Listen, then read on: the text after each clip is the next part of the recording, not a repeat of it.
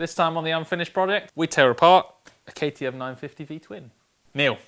Yes. What are we doing this time? What are we doing this time? So, the Unfinished project is still very much do you know unfinished. what? I would say we've come on leaps and bounds because we now have... Yeah, we've got an engine in front of us. But you've actually organised this pretty well. And this is, again, a step on from the most organised I've seen this garage. We've got a bike, a complete bike on a rack of shelves. A KTM 950 does fit in a racking, it turns out. It's amazing. It takes up less room in the garage like that somehow. So yeah, so today we're going to crack into this engine. We cleaned it all up last time. Wait a minute. So is this why you're in your nice posh clothes and I'm in my scruffy stuff? Yeah, because you're going to do all the work and I'm going to stand here and go, ooh. Well, it's actually clean because the pressure washer did a really good trick. And we noticed in the comments, people saying, beware of sillet bang, watch the warnings. And do you know what? This engine has done a lot worse than a little bit of new sillet bang. It is, honestly, you might not be able to see it, but I'm not sure if it's wear and tear or someone's tried to Dremel the inside of the ports there. But saying that, can we tune this? Can we get a Dremel on it? It's in a storage state. I think we can't make it any worse. That'd be brilliant. So yeah, come with us. This is the first time I've ever pulled apart a KTM V-twin. It's the first time I've ever pulled apart a V-twin. I think it's the first time I've pulled apart a KTM. So come with us on a mystical journey of adventure, discovery, and tears. We'll have a knuckles check to start with. Wait a minute. My no skinned knuckles. So yeah, we're going to tear this thing apart. Let's see where we end up. Hopefully, 45,000 miles and very little servicing haven't done too much damage inside. But fingers crossed. There'll be tears or beers later. You did promise beer. You promised beer. I promised beer. So, Chris, where do we start? When you're taking an engine apart like this, I mean, anything I've done has been because it's broke or because it's broke. It might be broke. Like routine maintenance, I do, but routine maintenance, you check the valves, you check or you do a top end. But where do you start when you don't know the engine? Yeah, it's a tricky one, and again, I'm in the learning experience of this as well. I've done a fair amount of work on bikes over the years. The thing to start with an engine like this is to get all the kind of ancillaries off. Start from the outside, work in. It's a good basic principle that I've worked to. It seems to work. What do you mean ancillaries then? So this one's still got the coils in it, so we need to take the coils off the top of the spark plugs. Yeah. Spark plugs out, starter motor. Then we've got a few things like water pump, and you've got the clutch on one side. Yeah. And the alternator on the other side, or the generator. Didn't you say, I remember you saying, there's a bit of a fault? A thing? So yeah, my plan with this bike was to buy it, ride it a couple of times, and then strip and rebuild it. Yeah. I got carried away. It's awesome. I got carried away and I must have done probably 1,000, 1,500 miles on it, knowing that it was in a sorry state. And there's a known problem on these KTM 950s, which is the bolts come undone on the starter sprag clutch. Okay. Which is nonsense words, but what it means is those bolts then hit the windings of the stator and smash copper bits all around everywhere, which may or may not have happened to this engine. And then I threw a stator in it in a hurry. So when we stripped it... It will be full of copper. It worked. So before... It worked. We started, the bike was a runner and it was work, and we're just making it look better. Yeah, no. Okay. Yeah, well, it ran, but it was rough. It was rough, and I know for sure that there's some copper bits in the engine from the stator. So, start from the outside, work in, doing a bit of archaeology as we go, seeing what condition it's in. Let's go. What's inside there? Look, there's a random bolt. Clearly dropped. How long do you reckon that's been in That has been dropped by someone years ago, and I bet they swore when they did it.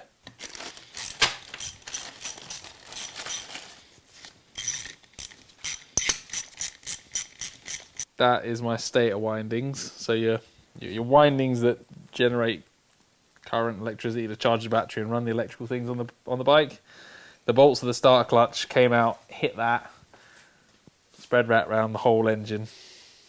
Not pretty, not nice. Spread wrap round did bad. Yeah, bad things happened.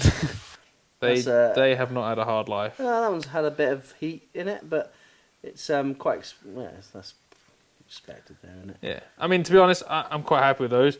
The two things you're looking for with the clutch are severe kind of bluing and warping on these discs. There's been a bit of heat on them, but not severe. Or any... these pads wearing down, which again, they're looking pretty good. We can measure it up later on. Yeah. And the other thing you're checking for is ridges on the basket. Yeah, the basket looks pretty good. good. The basket isn't too bad. There's a few little ridges, there's a so we'll give those little bit here. a clean. You just file them up, but the actual... Yeah, they look pretty good. All in all. Yeah. Cool. Clutch, good. Not too bad. So this is exciting. What we got here, Neil, you won't know this from off-road world, but from road racing world, this is a thing. We got a slipper clutch. Okay. So, this on the back of the clutch basket, which is now not going to come out. Yeah. So that sits in there. Yeah. And when it's under the load, now when you drive with the throttle, which way around does it work? When you drive with the throttle, that bit twists that bit. Yeah. And it locks in straight. Yeah. So it goes brah. Yeah. And works as normal. But then the other way around, when the rear wheel's trying to turn the engine, so when you downshift and it's engine braking, that actually rises up on the ramps. You see that there? Yeah. That's got some sloped ramps. So it rises up, opens up the clutch pack, and makes a clutch slip. So it means that if you downshift really aggressively, rather than the rear wheel locking up and chattering, it rises up on there. Oh, wow. Opens the clutch up. Well. And they do it because it makes... Well, I knew what slip clutch is, but it's just... Now you know what they look like. I know what they look like now. And I kind of know what they do properly. And it was done for two reasons as well. They did slipper clutches, A, because it makes the bikes perform better, and go faster and downshift harder, and they do it also to protect the engine. Yeah. Because if someone downshifts really aggressively in it, yeah. If you jamming a screwdriver in my case gap, that is exactly what it looked like you were doing. It's moving. Look, they're all moving. Put a screwdriver in the gap between the cases, you're going to damage the mating surfaces. No, look, they're beautiful. Never let your friends work on your bikes. They'll wreck them. So what we were fighting with there, most engine cases, you'll see, have got these little flanges around the diameter of them. The bottom one was there. And rather than the tempting thing, which is to jam a screwdriver in the gap and wriggle it till the engine cases come apart, Neil. And what you actually want to do is use those flanges and just work away at the flanges, and you can kind of use them to lever the cases apart. Little tap with a soft mallet, bring it off straight. Job's a good one. And a very blackened looking knackered old spark plug. CR80Ks. New set of those, please.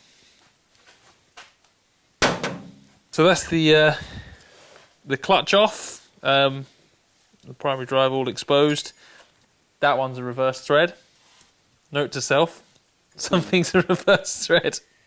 So yeah, I think now we're going to switch to the other side, get off the generator and that stuff. Heads, cam covers, and then work our way back down through all this stuff. So we'll just leave that as it is. All in all, that's pretty good, eh? It's in pretty good nick. It's pretty clean. There wasn't too much copper floating around, just enough to warrant doing the work. But yeah, now we're starting to get to terrifying bits of engine with lots of complicated components that are making my brain ache a little bit. So let's keep going. Neil? Yes. Right, external engine bolts. That can be the right-hand side ones. Yeah. This organised.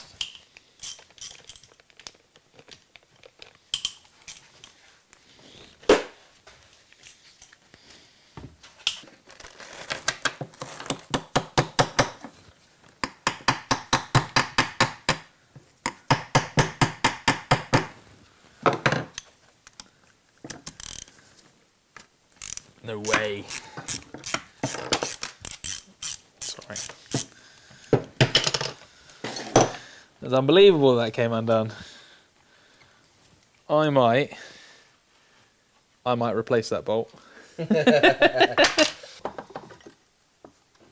Something fell. Look at that. That's a nice new stator. Oh, so it is a new stator. Oh yeah, I've replaced bits. That's why these are all lock wired in place. Can we have a look at the old stator? I haven't got it anymore. I threw it away.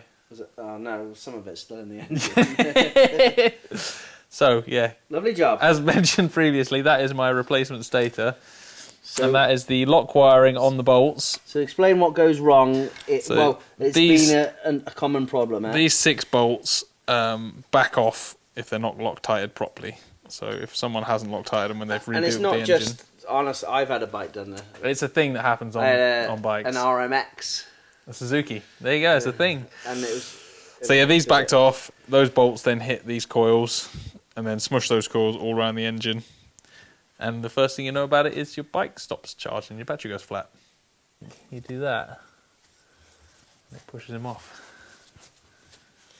Let's see. And then I think I need my big pair of spanners to put on there. Look at it go! Look. Get that on there. Oh, where'd you get that tool? I don't know. This is my toolbox.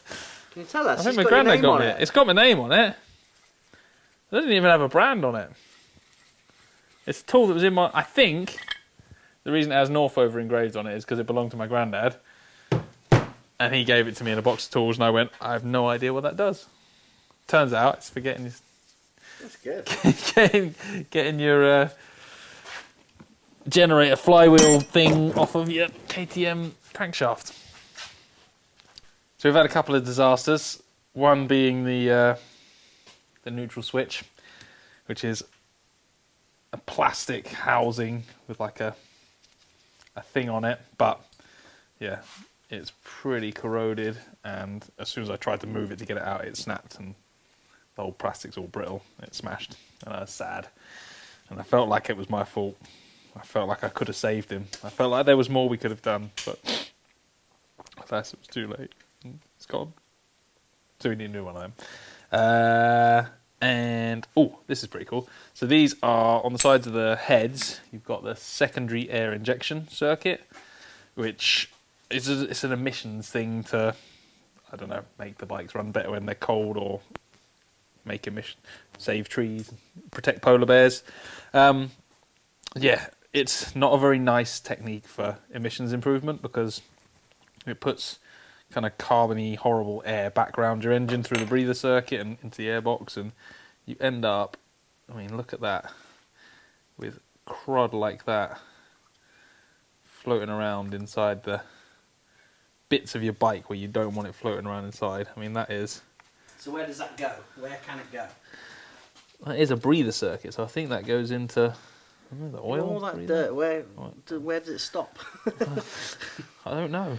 We'll find out when we take it apart, but look at the crud on There's that. a lot in there, isn't there? A little reed valve on it. Okay. Not nice. So that is gunky. That is horrific. Wow. I'm not going to poke anything in there. They are going in the bin. It's on the things to do list. You want to go home for dinner, don't you? I am home. Oh, steady. Nearly got your thumb there, was it?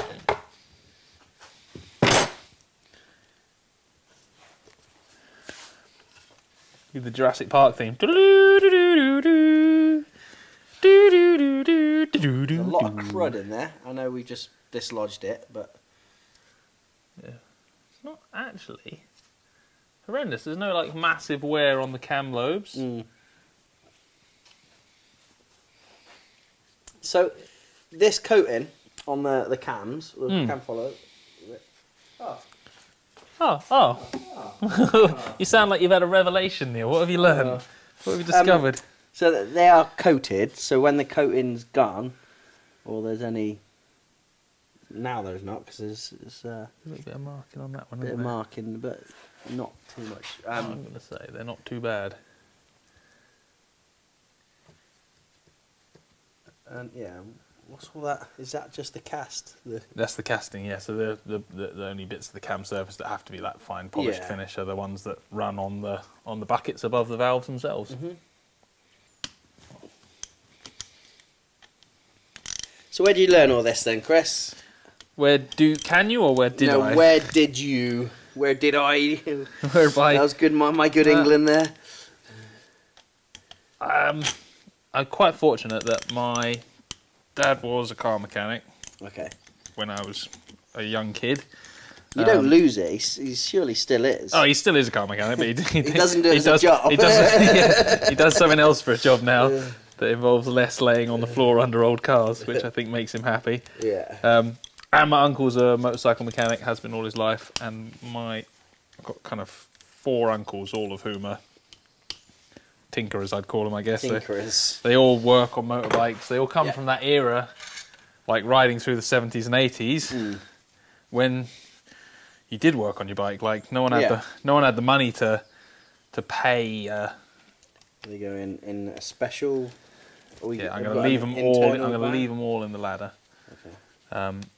No one had the money to kind of pay for mechanics to fix their bikes, like in my family for sure.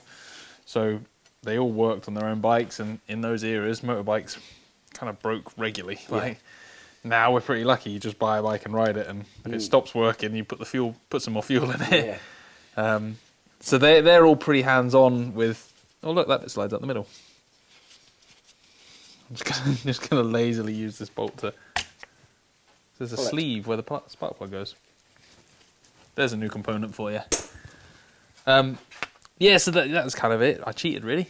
I got a lot of practice from those guys, and they kind of taught me things all along. And I've grown up taking apart and rebuilding motorbikes and tinkering. And I rebuilt my first engine when I'd have been 11. Okay. I had a little Yamaha TY80. Yeah. A bike you know well. Yeah, they're great. And still I think the main bearings went on it, so it got parked up, and I just decided to do it myself. Mm-hmm. And Dad kind of left me to it. Yeah. I remember I was young enough that I needed my granddad to help me carry it out of the bike. I couldn't lift it on my own. And my granddad came around and he lifted it out. He was also a mechanic. So yeah, family thing. There you go. Cam ladder. We probably want to keep all these together in batches of cylinder heads. So that is for the front cylinder head. Camshafts. No horrendous pitting, no horrendous scuffing. We'll have a little measure up of them to the KTM specs, but as they stand, they look pretty good. X600 XF3, there you go.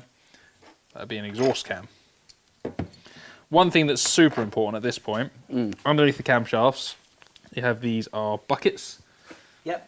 And these sit on top of the valves, and this tolerance, when you hear about people setting valve clearances, they talk about shims, and the shims just on the back of that bucket, is it? On the back of that bucket. So you've got your valve springs, and your collets will hold the valve in place. Yep. So the valve wants to be shut.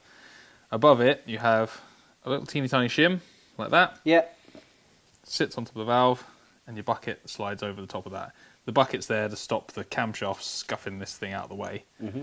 That's what controls the tolerance. So when you do your valve clearances and they change the shims, those are the things they're talking about. And for that reason, this clearance is pretty critical. You need to keep the valve, the bucket, and the shim together, paired. Yeah. So they need to. That is the right-hand side exhaust port front cylinder. So we'll need to make a bit of cardboard and write that down and stab these into the bit of cardboard so they don't get jumbled, and then hope no one kicks it over. No worries. So the first thing to do once you've got the cam covers off, so overhead cam engines, camshafts on top of the engine, normally on the end of your cams you'll have a chain around the end of the cam, especially on a single cam engine. And so the first thing you've got to do is release the tension on that chain, which drives the cam, so you can actually take the chain off and then get the head off. These KTMs have a chain and gear driven cam, so the chain drives a single gear here, and then that gear then drives the 2 gears on the end of the camshafts themselves. I've got to admit, I think this might be the first V-twin cam I've pulled apart, so it's a learning experience for me as well, but got to release the cam chain tension. On these KTMs, little hydraulic tensioners in the front there, and you just take the bolt off the front of it. That slides out. Cam chain is free. We can now dismantle it.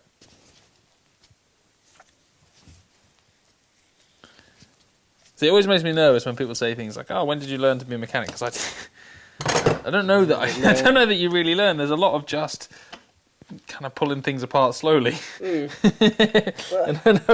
hoping you've done it right. Yeah. Look, there's a thing. That's, is that thread gone? No, it's got Loctite in it. So now that cam chain is loose. I can drop that out, and that will drop down. Do you cable tie it to the top? I've seen it. That is a thing. I've watched a few people do my engines. That is a thing on a single cylinder, yeah. Okay, so it doesn't drop down. So it doesn't drop down, but it doesn't really matter for us because we're pulling the bottom end apart anyway. Right. So, but if you weren't, and you were just replacing a top end, a piston, you want to hold the cam chain up so it doesn't go loose in the bottom of the engine, right? Get stuck and dangle over things. Yeah, I mean, I've been lucky enough to have people help me and never need to do it. Factory racer on my own. And they've all been pretty simple bikes.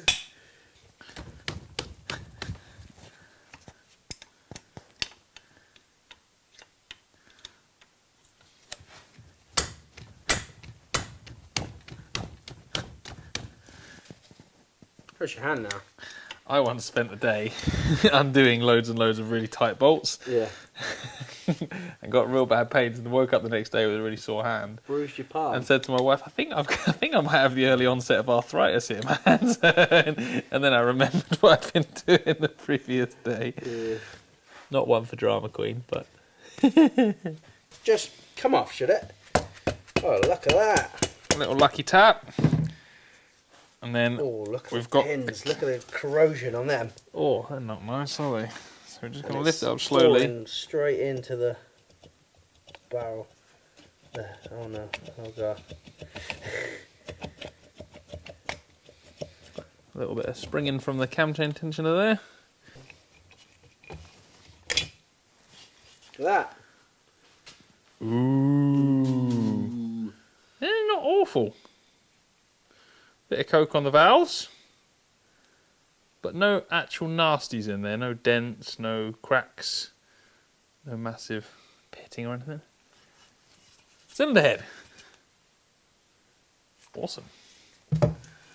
Can't wait to clean that. Lovely job. How's that looking? The barrel.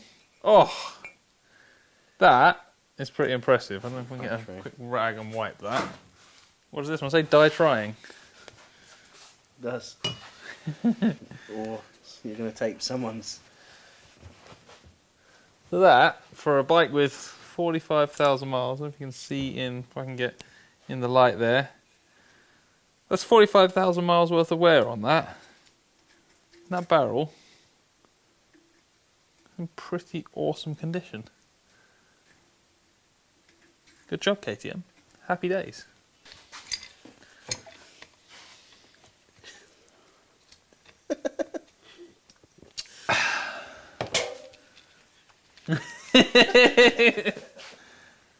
Had to be it. It's been a long night, Neil. Yeah, look at that. We've got a KTM 950 engine, all the top end off, all the external side bits off, so clutch, alternator, generator, stator, that stuff.